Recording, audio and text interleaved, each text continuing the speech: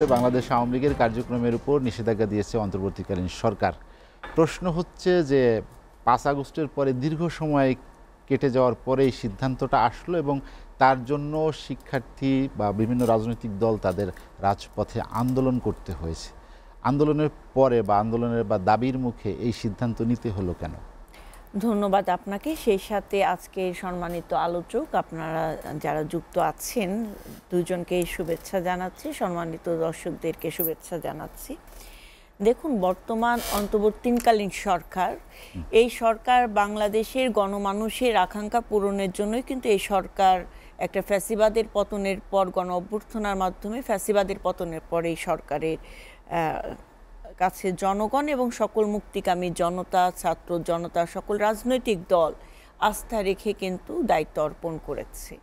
সেই জায়গা থেকে আমি ব্যক্তিগতভাবে আমার বিশ্লেষণ এটাই যে এই সরকারের পরিপক্কতার অভাব আছে এবং সেই পরিপক্কতার অভাবের জায়গা থেকে আজকে দীর্ঘ ৯ মাস পরে এসে এই ফ্যাসিবাদ এবং একটি মাফিয়াতন্ত্র রাজনীতির যে সূত্র স্থাপন করেছিলেন শেখ হাসিনা এবং আওয়ামী লীগ, সেই মাফিয়াতন্ত্রের রাজনীতি নিষিদ্ধটা একটা এতদিন পরে এবং একটা বিতর্কর মধ্যে দিয়েই কিন্তু এর অবসান হলো। তো সেই জায়গা থেকে বাংলাদেশ জাতীয়তাবাদী দল প্রথম থেকেই এই অন্তর্বর্তীকালীন সরকারকে লিখিতভাবে জানিয়েছেন এবং মৌখিকভাবে বলেছেন, বিভিন্ন সভা সমাবেশের মাধ্যমে বলেছেন যে আন্তর্জাতিক স্বীকৃত এবং দেশ এবং দেশের বাইরে একটা সন্ত্রাসী সংগঠন হিসেবে স্বীকৃত মানবতা বিরোধী এই দলকে নিষিদ্ধ করার প্রয়োজন এবং দলকে এদের সকল এই ফ্যাসিবাদের সাথে যারা সংযুক্ত, যারা তাদেরকে সহায়ক হিসেবে কাজ করেছে, বিভিন্ন স্টেক হোল্ডার, তাদের সবাইকে আইনের আওতায় এনে বিচার করা প্রয়োজন।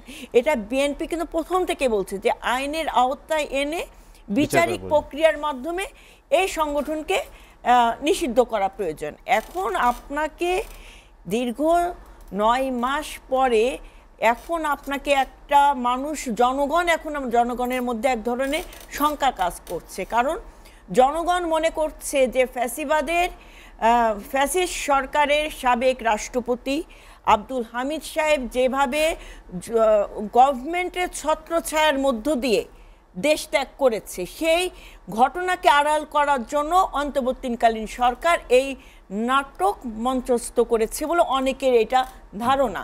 সেই জায়গা থেকে অবশ্যই সরকারের একটু হলেও কিন্তু সরকার প্রশ্নবিদ্ধ থাকে এবং যে আন্দোলনের মাধ্যমে ফ্যাসিবাদের পতন হয়েছে, আন্দোলনটা কেন? কারণ বাংলাদেশের জনগণের গণতান্ত্রিক অধিকার, সাংবিধানিক অধিকার, জনগণের মানবাধিকার সব কিছুকে ভুলুণ্ঠিত করে এক নায়কতন্ত্র কায়েম করেছিলেন ফ্যাসিস্ট শেখ হাসিনা এবং সেখানে জনরোষের সৃষ্টি হয়েছে এবং জনগণ, ছাত্র জনতা, সকল রাজনৈতিক দল একটা গণ অভ্যুত্থানের মাধ্যমে এই ফ্যাসিস্টের পতন ঘটিয়েছে। তো অন্তর্বর্তীকালীন সরকার যখনই ক্ষমতায় এসেছে প্রথম দায়িত্বটা ছিল ওই ফ্যাসিবাদ, ওই স্বৈরতন্ত্র মানে আপনার বীজ বপনকে আগে বিচারের আওতায় আনা এবং কাঠগড়ায় দাঁড়া করে না। তা না করে আমরা দেখেছি বিভিন্নভাবে আওয়ামী লীগের ফ্যাসিবাদের এমপি, মন্ত্রী, দোসররা বিভিন্ন ছত্রছায়ার মাধ্যমে সরকারি প্রটোকলের মাধ্যমে কিন্তু তারা দেশ ত্যাগ করতে চলে গিয়েছে। তাদেরকে কিভাবে সুযোগ? তার মানে কি এই সরকার মুখে বলছে এক কথা, আবার দৃশ্যত দেখাচ্ছে আরেক জিনিস এবং মানুষের মধ্যে একটা সংশয় কাজ করছে যে আগামী দিনে একটি অবাধ, সুষ্ঠু, নিরপেক্ষ নির্বাচনকে প্রলম্বিত করারও আরও নতুন নতুন নাটক আবার সামনের দিকে মঞ্চস্থ হতে পারে। এটাও কিন্তু জনগণের মধ্যে একটা আশঙ্কা আছে। তো আমরা বলতে চাই যে সরকারকে এই ঘটনা থেকে আরো বেশি শিক্ষা নেওয়ার প্রয়োজন আছে এবং সতর্ক থাকার প্রয়োজন আছে এবং ফ্যাসিবাদরা যেন কোনোভাবে মাথাচাড়া দিয়ে উঠতে না পারে এবং জনগণের গণ আকাঙ্ক্ষা, গণতন্ত্র পুনরুদ্ধার এবং সাংবিধানিক অধিকারকে রক্ষা করা এবং স্বাধীনতা সার্বভৌমত্বকে রক্ষা করার জন্য সরকারকে আরো বিচক্ষণতার পরিচয় দিতে হবে।